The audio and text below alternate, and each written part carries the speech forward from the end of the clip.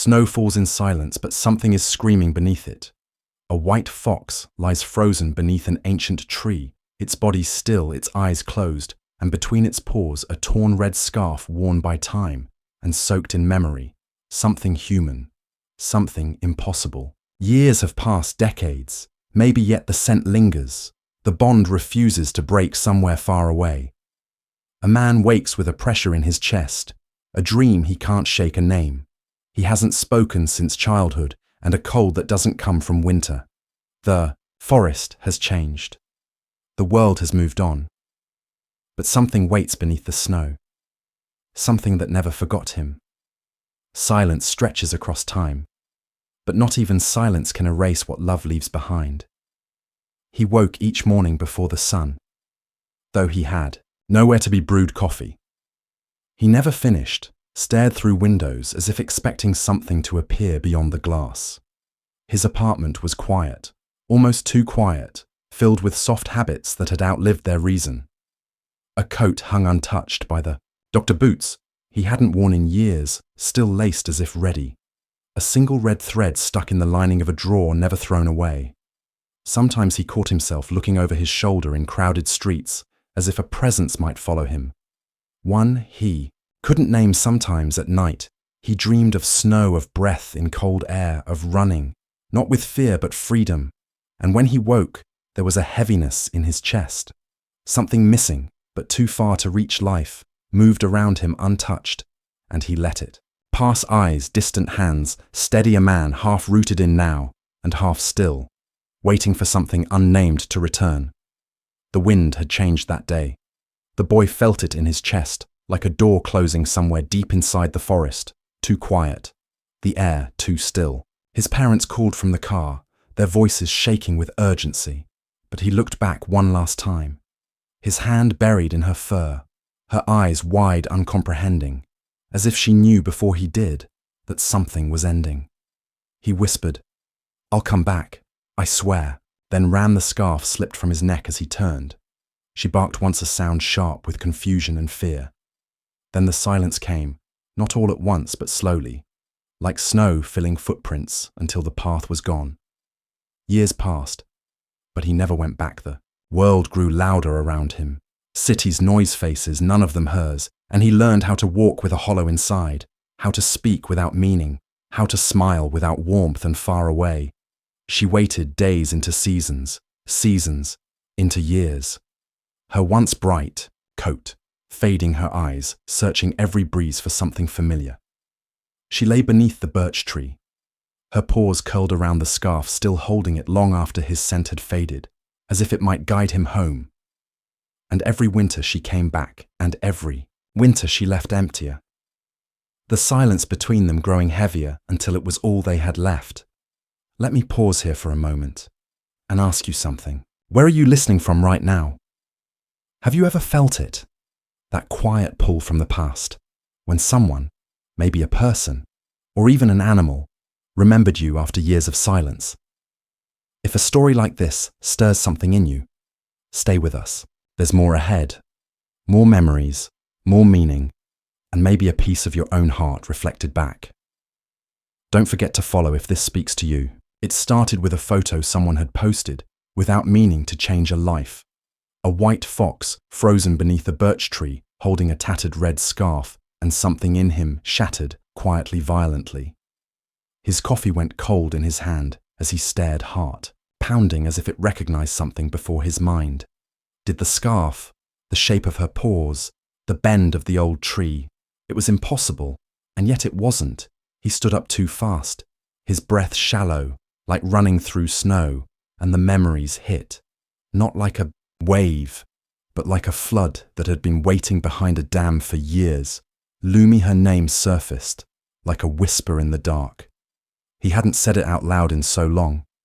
He almost didn't trust it was real. He thought he'd buried that part of himself.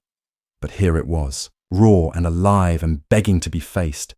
He didn't sleep that night. He sat with the image open on his screen, replaying their last day. The way her eyes looked, the sound she made as he left, and the words he'd sworn. "I'll come back." And now he was staring at the proof that maybe she had believed him. That maybe she had waited. He was afraid, terrified. Even what if she had forgotten? What if it was too late? What if the story ended, not with reunion, but with guilt too heavy to carry? But deeper than the fear was something else, a quiet call, a thread still unbroken and without telling anyone. He packed his bag, left the city, left the noise, and went back, not to find the past, but to answer it. The forest unfolded around him like a breath held too long branches, heavy with snow, creaked above, as if whispering secrets he used to know the cold bit at his face. But he didn't notice. His eyes scanned the clearing, and then he saw it. The birch, older than he remembered, its bark peeled back like pages time had turned.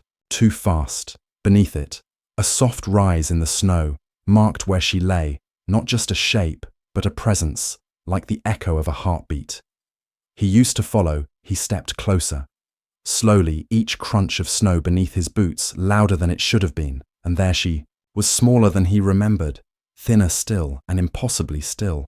But her paws were wrapped around the red scarf, and when he saw it, truly saw it, something in him gave way. He dropped to his knees, not with drama, but with a quiet collapse like surrender. His hands reached out, shaking as they brushed the fabric. It was stiff with cold, but the fibers still held, and the scent rose faint and fleeting. Pine smoke and something warmer memory. Maybe his eyes stung. His breath stilled. He brought the scarf to his chest, and for the first time in years, he let the silence in fully, not as emptiness, but as witness the weight of what was never said, the promise left behind. And yet something lingered in the air, a presence not gone, but waiting. The way her body curled, the way her paws held the cloth. Not abandoned, not forgotten, recognition bloomed, not in sound, but in stillness, and in that fragile, aching pause between past and now. He felt it. She knew, and he knew, and it changed everything. He stayed not out of guilt, but because something in him had begun to breathe again. The forest no longer felt like a place of loss, but a place of remembering. Each morning he walked the snow-covered paths, boots crunching slow, deliberate steps, his hand always brushing the scarf, now wrapped gently around his wrist like a quiet vow. He spoke to her sometimes, not with words, but with pauses in his breath, with the way he stopped to watch the wind move through the trees, or how he'd kneel to touch the bark of the birch the same way. He once touched her fur, and slowly the ache in his chest began to shift, not vanish but soften. He smiled again, not all at once but in pieces. A rabbit darting across the trail made him laugh out loud once, and he didn't flinch at the sound the cold on.